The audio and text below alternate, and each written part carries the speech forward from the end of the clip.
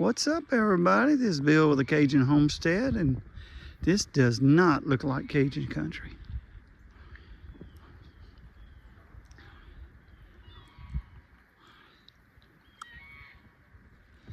And it is actually starting to snow again. It is about 10:40 in the morning on January 21st. Let me walk out here. Yeah, it looks pretty and everything until it starts melting.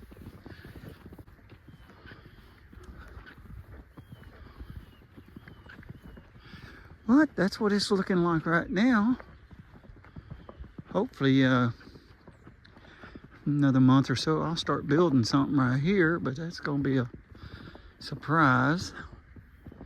But yeah, we've actually got up to 6 inches of snow so far.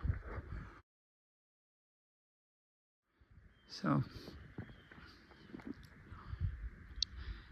hadn't heard no limbs falling just yet. We got a lot of dead trees still up here. We're expecting a hard freeze tonight. So if some of this stuff starts melting, we may have some issues. Let me see. A lot of slush. All right. All pretty and everything for right now. So I just want to make a real quick video. Let everybody know what it's looking like down here. So, all right.